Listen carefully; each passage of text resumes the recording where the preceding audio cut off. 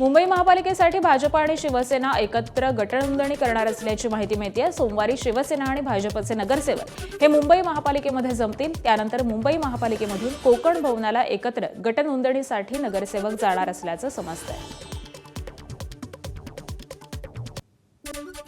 महानगरपालिका निवडणुकीनंतर मीरा भाईंदर शहरातील राजकारणानं वेगळीच कलाटणी घेतली आहे। मराठी महापौर या मुद्द्यावरती पेटलेला संघर्ष आता निर्णायक टप्प्यावरती येऊन ठेपलाय।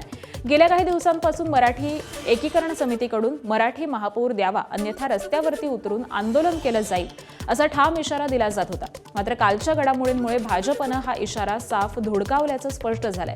भाजपकडून महापौर पदासाठी डिंपल मेहता यांनी नामनिर्देशन अर्ज दाखल केल्यामुळे मीरा भाईंदर महानगरपालिकेवरती पुन्हा एकदा गुजराती महापौर विराजमान होणार असल्याचं जवळपास निश्चित झालंय।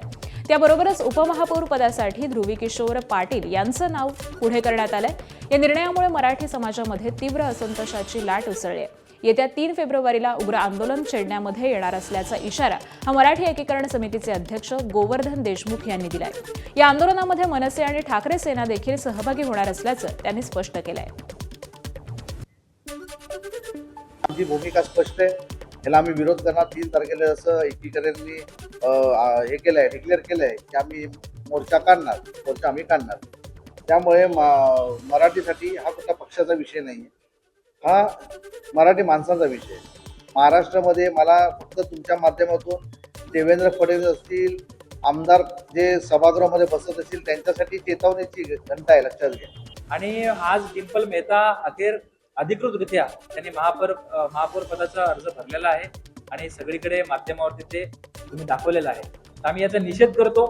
आता वेळ आहे उग्र आंदोलनाची आणि हे आंदोलन येत्या 3 तारखेला आम्ही जाहीर केल्याप्रमाणे माननीय पोलीस अपर आयुक्त यांच्याकडे आम्ही अर्ज दिलेला आहे।